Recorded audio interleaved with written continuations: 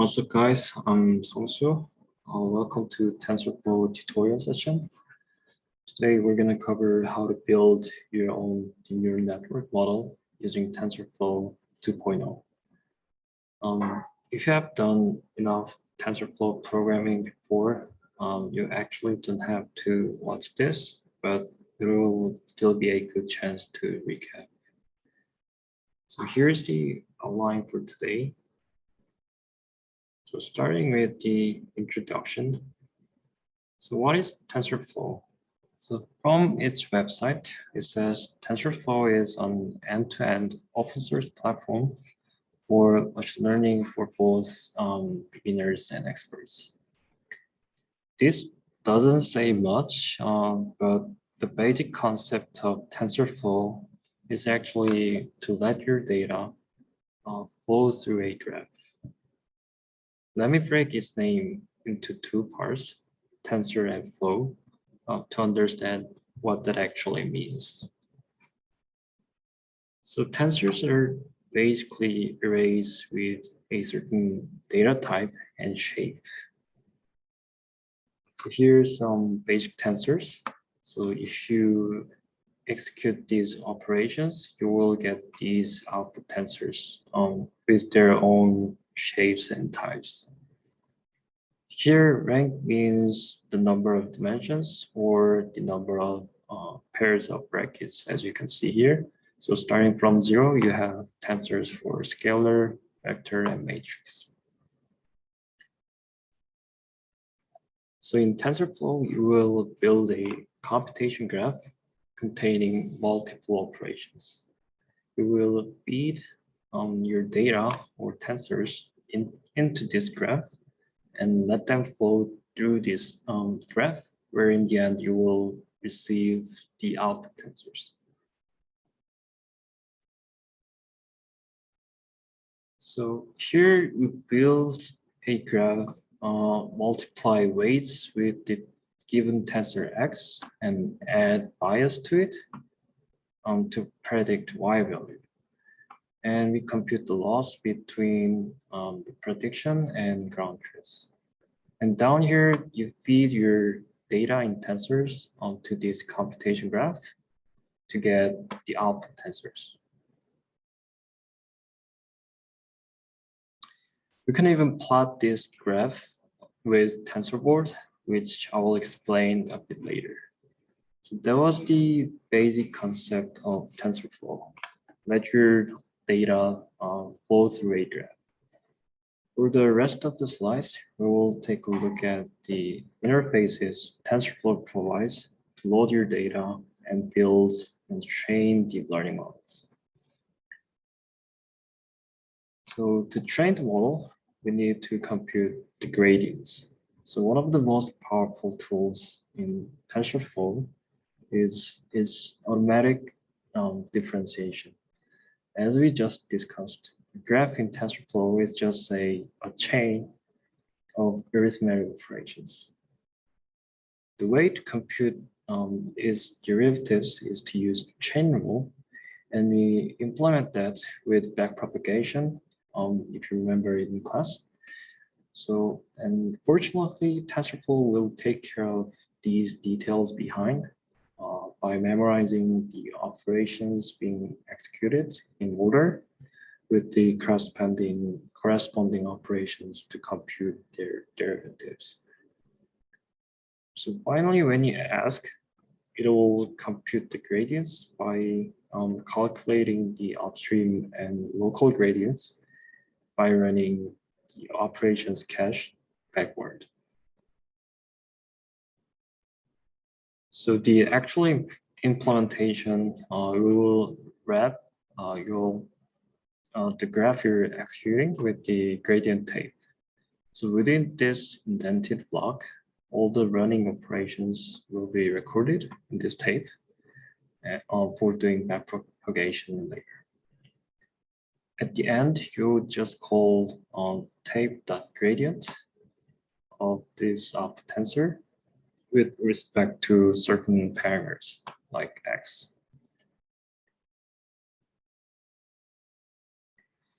So now that we know what TensorFlow is and how to build a graph and compute the gradient out of it. We will look at the ways to build actual data pipeline and deep learning models. TensorFlow has these big components, but today we will focus on these three. So as we learned in class, there are many things to take care of when we build a model such as weight initialization and different operations like convolution or dropout. So if we have to implement all these details from scratch every time, I guess it will be a good practice, but I can't imagine how stressful it will be. So this is where Keras comes to help. So you can think of Keras as user-friendly interface or a wrapper library to make your life easier to build deep learning models. So it's just a little warning here. So import Keras under TensorFlow. Otherwise, you will see a bunch of errors you may not understand from the first time. So what's good about Keras? So it's easy to use, easy to extend, and it also supports eager execution, meaning you can write your code as you do in normal Python programming. And it also integrates well with TF.data, which we'll cover in the later section. So Keras is an API, application programming interface. So the best way to learn it is to learn how to use the tools it provides by practice. In Keras API, so we will define a model. For here, now we're just gonna assume that we have a model like this and build it with optimizer laws and metrics as you want. Then we call the methods the model supports to train and evaluate, like model.fit or model.evaluate, where you can also give hyperparameters like the size of meeting batches or the number of epochs to train.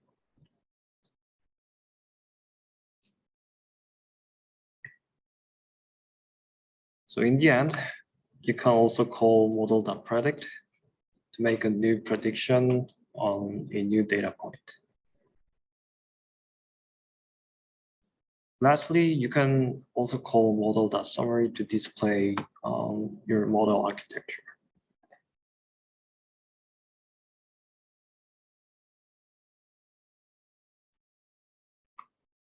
So how do we define this model? To build a model, Keras supports three methods: sequential, functional, and inheritance. Each has its own benefits, which I won't go into too much details here, but rather show how to use them. First, sequential modeling. So you declare a sequential model by calling keras.sequential, and you just add layers you want. So dense here means fully connected layers and with 64 outputs and rel as its activation. So sequential model is the most basic and easiest way to build a model that contains a sequence of layers. And for layers, by the way, you can also customize these by giving different parameters as you want, such as activation or regularizers. The details are given in the documentation, so feel free to Google and play with them. If you want to build a more complex model that, for example, that have multiple output tensors or parallel layers, you can use the functional API. So in the functional API, you treat the layers as functions and just chain them. Thanks to this, you can build any flexible models. So in this example, so you have input tensors, and you apply one fully connected layer to get X tensor, and you have two parallel layers after that, and with chaining more layers to get the output tensors. So by giving input and output tensors to the TF that carries that model, so you can initiate your model. So lastly, inheritance. For this approach, we will directly inherit the Keras model class. So this is useful for modifying the internal implementation. So as we saw earlier, Keras model class itself supports various methods like fit or evaluate. So if you want to add or modify its default methods, such as for manually sampling weights during training, you can override these methods with your own in the class definition, like the train step. So these are the 3 ways to build a model using Keras API. On top of this, Keras also supports callbacks. So with Keras callbacks, you can customize and extend its behavior during training. Basically, you're gonna register functions to be run during training. So the most options you'll be likely to use are these 4. So for example, you can register early stopping in model.fit. So if you have more than 2 epochs where your model didn't improve, then the model.fit will call the early stopping, and this method will stop the whole training process. So far, we learned how to build and train model with Keras API. So in this section, we'll take a look at the methods to load data. TF.data is a TensorFlow module to help you build a complex input pipeline from simple reusable building blocks. This is really important because machine learning or deep learning is all about data in the end. So what is input pipeline? So for example, the pipeline for an image model might be aggregating data from files in a distributed file system, apply random perturbations to each image, and merge randomly selected images into a batch for training. Likewise, we call the entire process of data creation, transformation, and iteration as the input pipeline. And TF.data provides building blocks to create such process reusable and readable.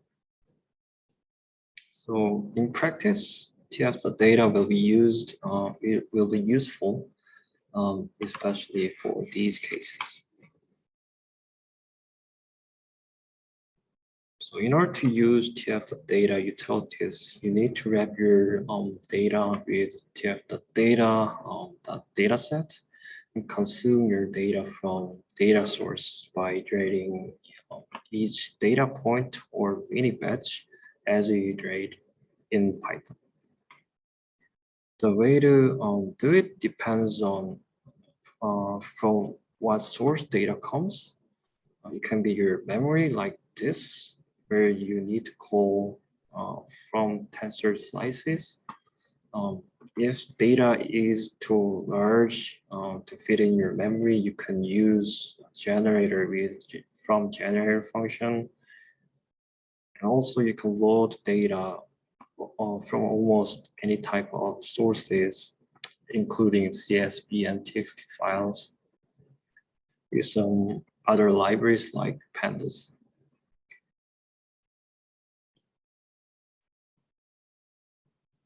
For more complex pipelines, the canonical way to do this in TensorFlow is to create TF record files, but I won't go into details for now. So please refer to the documentation if you're interested. After all, But once you have a TensorFlow data set from whether it's from TF record or CSV files, you can use data set methods like map, batch, and prefetch. Like in this example, to prefetch a VD batch to pre-process in the background with the CPUs, while at the same time your GPUs compute the forward and backward passing of your model.